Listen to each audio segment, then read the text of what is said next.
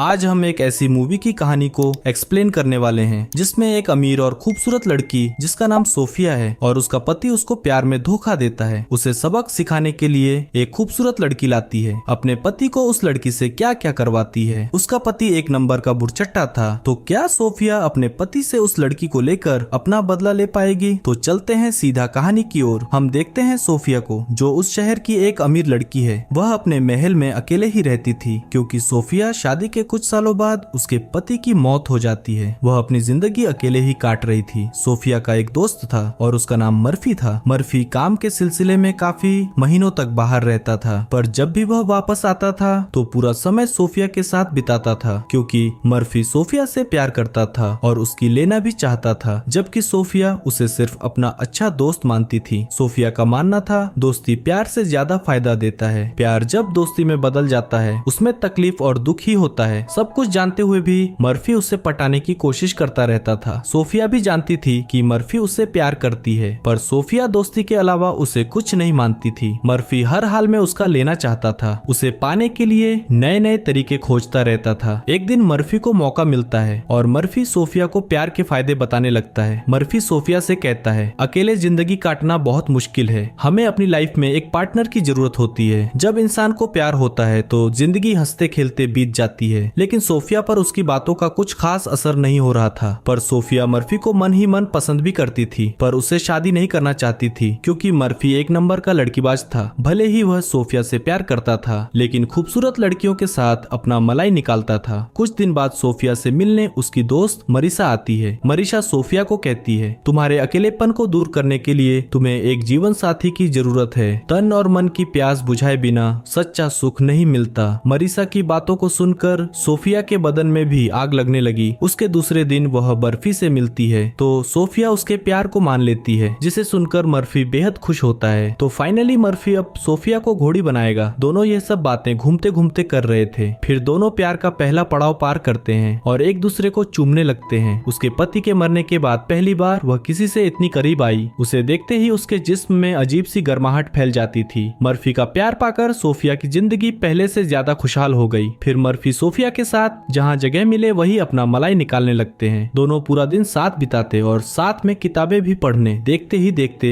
कुछ साल बीत जाता है। दोनों में आज भी पहले जैसा ही जोश था। एक दिन मरीसा सोफिया से मिलने आती है। वो उसे बताती है, शहर के लोग बातें बनाने लगे हैं, तुम दोनों का रिश्ता जल्दी ही टूट जाएगा क्योंकि मर्फी इतनी देर तक किसी के साथ रिश्ते में नहीं रह सकता। इसी दौरान मरीसा उसे लेडी ईवा के बारे में बताती है, जिसे कई साल पहले एक अमीर आदमी ने झूठी शादी की और उसे माम बनाकर छोड़ दिया। वह आगे कहती है, अपना पेट पालने के लिए ईवा और उसकी जवान बेटी बेला जिस्म बेचने का काम करती है। उसी शाम जब सोफिया मर्फी के साथ बाहर घूम रही थी तो मर्फी दूसरे देश जाने की बात करता है। मर्फी का वहाँ पर काम चल रहा था और वह उसी सिलसिले में जा रहा था। कुछ दिनों बाद जब मर्फी वापस आता है तो सोफिया उसका बिस्तर गर्म करने लगती है, पर मर्फी को कुछ मजा नहीं आ रहा था। आजकल मर्फी अपने काम में इतना बिजी रहने लगा था, उसने सोफिया की तरफ ध्यान देना कम कर दिया था। मर्फी ज्यादातर दूसरे देश में ही रहता था और जब कभी वापस आता तो अपना ध्यान सोफिया से हटाकर दूसरे कामों में लगा लेता। फिर सोफिया मरीसा से मिलती है। वह अपनी दुख भरी कहानी मरीसा को बताती है। ये सुनकर मरीसा कहती है, मुझे लगा ही था तुमने गलत आदमी से शादी कर लिया है जिसने सिर्फ तुम्हारा फायदा उठाया है। मरीसा के पूछने पर सोफिया बताती है, मर्फी अब मुझसे प्यार नहीं करता। ये सुनकर मरीसा कहती है कि तुम्हें इस बारे में मर्सी से बात करनी चाहिए। मरीसा की बात सुनकर सोफिया मर्फी से बात करती है। वह उसे बताती है, मुझे लगता है कि तुम मुझसे पहले की तरह प्यार नहीं करते। पहले तो मर्फी मना करता है, लेकिन फिर कहता है, मुझे भी लगता है कि पहले के जैसे हमारे बीच वो प्यार नहीं रहा। इस बारे में बात करने में मर्फी डरता था। मर्फी का मानना था कि हम दोनों दोस्त ही अच्छे हैं क्योंकि अब सोफिया के लिए उसके मन में प्यार नहीं था। सोफिया उसके सामने उसकी बात से सहमत हो जाती है, पर बाद में बहुत दुखी होती है। सोफिया मरीसा के सामने बहुत रोती है क्योंकि लेंडुश मर्फी ने उसका दिल तोड़ दिया था। कुछ दिन बीत गए। सोफिया को फिर से अकेलापन परेशान करने लगा। लेंडुश मर्फी से गुस्सा होकर उससे बदला लेने की सोचती है। जिस तरह मर्फी ने उसका दिल तोड़ा था वह भी मर्फी के साथ वैसा ही कुछ करना चाहती थी। इसके लिए अगले दिन लेडी ईवा और उसकी बेटी बेला को अपने घर बुला लिया। बेला की खूबसूरती देखकर वह सोचती है, क्या माल है। सोफिया मर्फी से बदला लेने की पूरी योजना बताती है। अगर ईवा और बेला उसकी मदद करती है तो सोफिया उन्हें समाज में इज्जत और रहने के लिए जगह देगी और जिस्म बेचने की जरूरत नहीं पड़ेगी। इसलिए दोनों माँ बेटी सोफिया की मदद करने के लिए मान जाती हैं। सोफिया ने घर के साथ साथ उन्हें अच्छे अच्छे कपड़े भी दिए ताकि सही समय आने पर बेला मर्फी को अपनी जाल में फंसा सके। कुछ दिनों बाद सोफिया अपनी प्लान के अनुसार मर्फी के साथ टहलने निकलती है। टहलते टहलते उसकी नजर ईवा और बेला पर पड़ती है जो विधवा लेडीज बनकर घूम रही थी। इसके बाद वह मर्फी की मुलाकात ईवा और बेला से करवाती है और फिर उन्हें अपने घर खाने पर बुलाती है। सोफिया ईवा से बातें कर रही थी जबकि मर्फी बेला के साथ साथ चल रहा था। बेला इतनी खूबसूरत थी कि मर्फी उसे देखता ही रहता है और सोचता है इसे कैसे अपने घोड़े पर बैठाऊं। कुछ देर बाद दोनों माँ बेटी वहाँ से चली जाती है और उनके जाने के बाद मर्फी सोफिया से उनके बारे में पूछने लगा। सोफिया का प्लान काम कर रहा था, इसीलिए सोफिया उसे ईवा की दुख भरी कहानी सुनाती है और ये भी बताती है कैसे मैंने उनकी मदद की। मर्फी बेल के बारे में सोच सोच कर पागल हो रहा था। अगले दिन वह सोफिया को बिना बताए उसी जगह आता है जहाँ उसे ईवा और बेला मिली थी, लेकिन आज उसे दोनों में से कोई भी नहीं मिलता। मर्फी को पता था कि आज रात ईवा और बेला सोफिया के घर खाने के लिए आएंगे, इसलिए तैयार होकर शाम को वह सोफिया के घर पहुंच जाता है ताकि इसी दौरान वो बेला से मिल सके। खाने के साथ साथ वो लोग काफी सारे बात करते हैं। इसके बाद सोफिया ईवा को अपने साथ किसी काम से ले जाती है ताकि मर्फी बेला से बात कर सके। मौका मिलते ही मर्फी बेला से बात करने लगता है, लेकिन वो उसकी बातों का कोई खास जवाब नहीं देती। मर्फी बेला को हर हाल में पाना चाहता था। अगले दिन मर्फी अपने कुछ आदमी को उन दोनों माँ बेटी को खोजने के लिए भेजता है क्योंकि मर्फी को ईवा और बेला का घर नहीं पता था। काफी ढूंढने के बाद उन लोगों को ईवा और बेला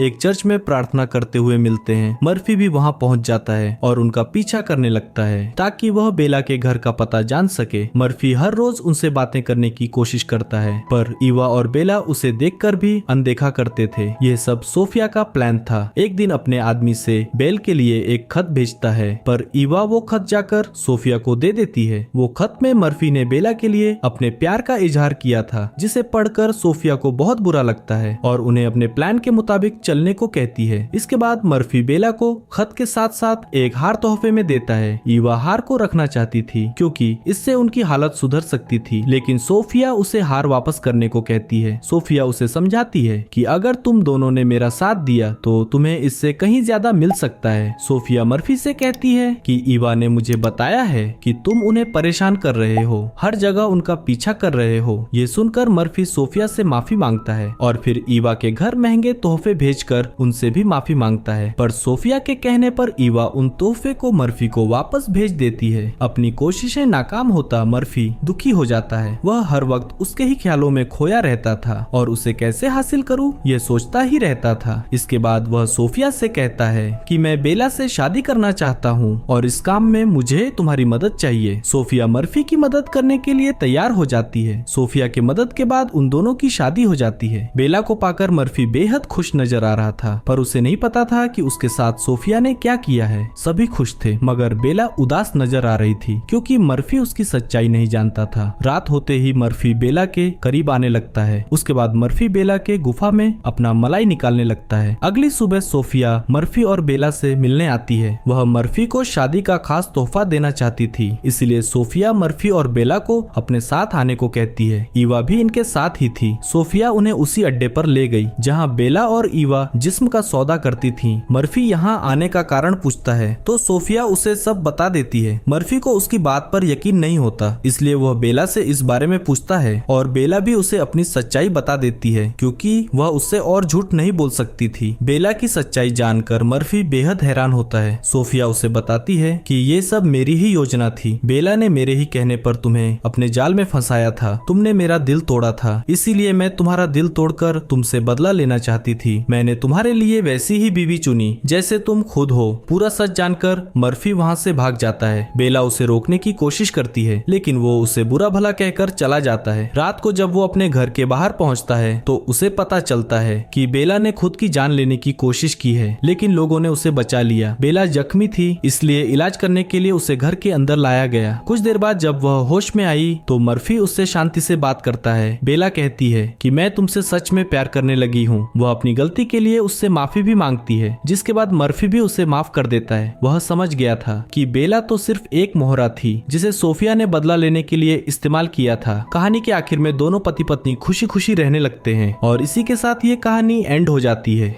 अगर आपको ऐसे अच्छे और यूनिक मूवी एक्सप्लेनेशन देखना है तो हमारा चैनल कहानी अनफोल्ड को लाइक, शेयर एंड सब्सक्राइब करें। Thank you for watching. मिलते हैं नेक्स्ट वीडियो में।